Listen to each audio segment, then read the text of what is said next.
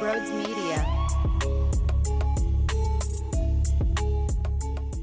All right, I want to react to what Ryan Clark had to say on Get Up.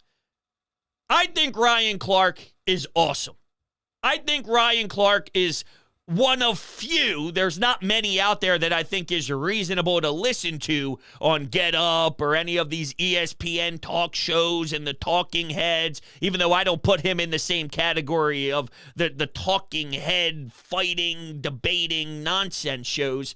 I think Ryan Clark is an extremely intelligent guy, and I think he's very logical for the most part, but I do disagree with his take on Dak Prescott. This is about 1 minute and 15 seconds long. Let's take a listen, and then I'll react. What we learned is that Dak Prescott can show up in championship moments. That Dak Prescott isn't going to be the reason this team doesn't have an opportunity to win a ring. Every time we watch one of these games is, can Dak Prescott show us he's the quarterback to take the Dallas Cowboys to the top? Last night, he showed that. You think about the championship sequences that were just missed by the inches you talked about. The pass to the tight end that's right on the goal line. Dak Prescott's foot being out of bounds on an amazing scramble. But what we saw from him yesterday is standing across from another elite quarterback, you can outplay him. Standing across from an elite defense, I can be the reason we make plays that go above and beyond the X's and O's. This is what we've been waiting on for Dak Prescott. And if you're Stephen A. Smith, you felt like you were going to get the monumental fall that you're always waiting on.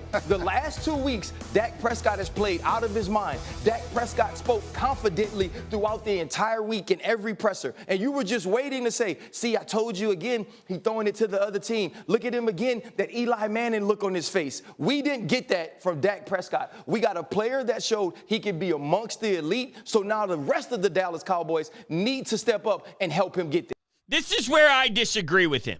Okay, now, all things said and done, Dak Prescott is not a bum. As much as in the past I would scream that he make loser plays and he's a bum and all this. Of course, I'm supposed to say that. I despise the Dallas Cowboys, but when you look at the league as an entirety, he is better than middle of the pack. I think you can make the argument that that says more about where the league is. Sometimes I watch football, and that 1 o'clock hour blew. It got good by the end. C.J. Stroud, Jesus, what a finish by him. And there was some interesting finishes on red zone, but for 90% of that 1 o'clock hour, that football sucked. Monday Night Football sucked. Zach Wilson can't even play. I actually feel bad for his teammates because these guys are giving 1,000%, and they're pretty much getting held back by someone who doesn't deserve to be in the league, and the Jets are tied to him at the hip for some reason. It's bad. It's garbage. A lot of this league is pathetic. Dak Prescott, you could win with. You don't win because. And when he goes through the list of they were only a couple inches away, yeah, but you're not factoring in that the reason why they didn't get that 2-point conversion is Dak wasn't smart enough in that particular moment. You cannot step out of bounds. You can't do it. That's a mistake made by the quarterback. Throwing it not in the end zone while you could say bang, bang, play, and hey, you could throw that ball 500 times and you probably get it. It wasn't far enough to get past the white line. That is a problem with the quarterback. The quarterback had how many chances to win that football game? 1 billion. They came up small. All I know my entire life, and especially under the Dak Prescott era of Dallas Cowboys football, is they don't do enough. They don't know how to close out. They can't win the big games. They never come up clutch enough to really secure a W and to have people support them. Realistically, you know how we feel about the Sixers? We're starting to convince ourselves that maybe something's there, and then by the end we get heartbroken, right? And we're like, oh man, we're going to do this again, aren't we? That's what Dallas Cowboys fans do every single season. I'm not going to convince myself. I'm not going to believe in it. There's no way we're going to win the Super Bowl. There's no way we're going to win the division. And then they start to see this team win a few games, and then after 10 weeks, there's something like 6-4. Like, well, maybe if we slip into the playoffs, Mike McCarthy's taking over the play calling. But they all know. Deep down, they all know. And the reason why they all know is because Dak Prescott is a quarterback that you could win with, but do you have a quarterback that you could win because of? And there's very limited amount of those guys in this league. It's Jalen Hurts, it's Pat Mahomes, it's Joe Burrow, right? Lamar Jackson and the Ravens. For all this talk about who's better than the Eagles and all this stuff, and is there anyone playing better than the Eagles? I think there's one argument that could be made right now, and that's the Baltimore Ravens. I think they're starting to click, and Joe Cool is starting to establish something in Cincinnati again, and that's no knock on the Eagles. There's teams that are stepping up, and every single year there's more than one team that could be in that mix, and I'm starting to look around, and both of those teams are in the AFC, so if we ever get down the road and we see them later on, fine, by all means, we'll discuss that matchup when the time comes, but when you're 8-1 and you're seeing Jalen Hurts, you can't be looking at Dak Prescott and say, whoa, he outplayed him.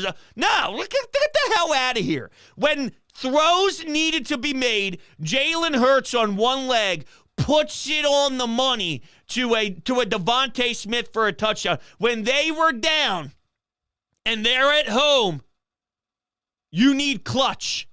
And Jalen Hurts, injured, runs on third down, gets the first down marker, sets the tone coming out of the second half when everyone lost air and they all took a big gasp of air when he stayed on the ground, and it took him some time to feel comfortable again. He was hobbling. He looked slow to get up. We couldn't breathe as a fan base. What do you need to do? You need a quarterback that you win because of. Then he goes and makes winning plays.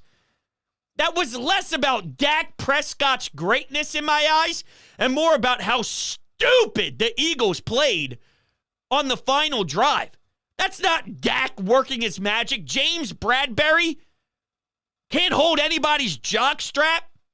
That sucked. That's a James Bradbury problem. Jalen Carter, that's a rookie problem. Hassan Reddick, that's a veteran who's a superstar making a dumb mental mistake. That's not Dak Prescott being elite and showing that you could win a championship with and he can outduel these top-tier quarterbacks. That's not what I saw. I saw the Eagles sort of collapsing, but doing just enough. Dak Prescott getting tackled, jumping up midair by Darius Slay. That's inexcusable. That can't happen. You have to get that ball in the end zone. Are we downplaying how much of a disaster that was by him? Make a play. Lower your shoulder, get into the end zone. That's what a you win because of quarterback would do.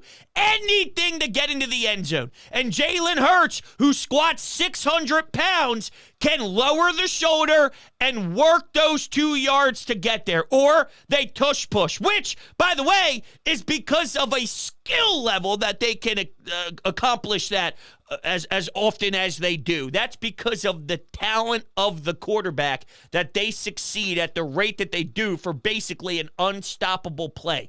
Once again, because you win because of Jalen Hurts and his skill set.